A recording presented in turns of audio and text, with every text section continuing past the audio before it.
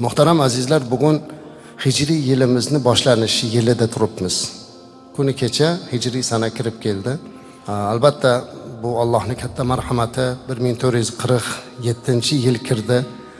Payg'ambarimiz alayhissalomni Makkadan Madinaga hijrat qilganlariga ham 1447 yil bo'libdi mana.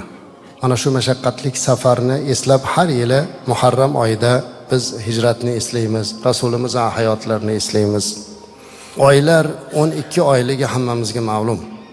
Alloh Qur'onda aytadiki: "Sa'uzu billahi inna iddatash shuhur indallohi 12 shahran fi kitabillahi yawma khalaqas samawati wal ard" dedi. Alloh taolo yer va osmonni yaratgan kunidan boshlab 12 oy qildi. Alloh yaratgan davrdan beri har yili 12 oy aylanib o'tadi. Islom dini kelgunga qadar turli taqvimlar, turli hisoblar bo'lgan azizlar. Payg'ambarimiz alayhissalom davrlarida bunaqa hisob qilish bo'lmagan.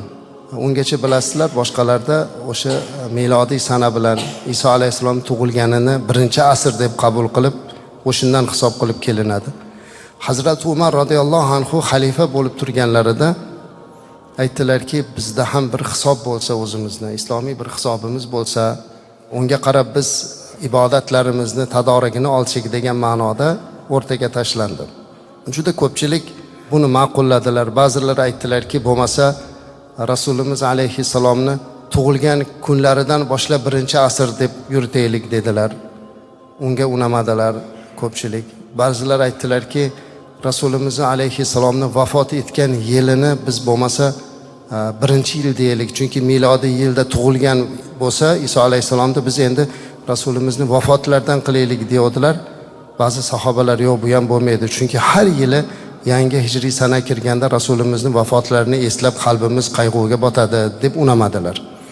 Shundan keyin Hazrati Ali radhiyallohu anhu ularga bir taklif berdilarki, eng katta tarixiy voqea, zulmatdan nurga chiqish tarixiy voqea bu hijrat voqeasi. Shuning uchun kelinglar yil boshlanishini o'sha hijrat bo'lgan yildan qilaylik dedilar va butun sahobalar buni qabul qildilar.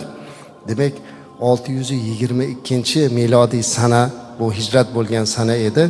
Shuni hijriy 1-yili deb qabul qilindi. Mana shundan beri har yili Muharram oyida ushbu hijrat eslanyapti va yangi sana kirganini hisobga olib borilyapti.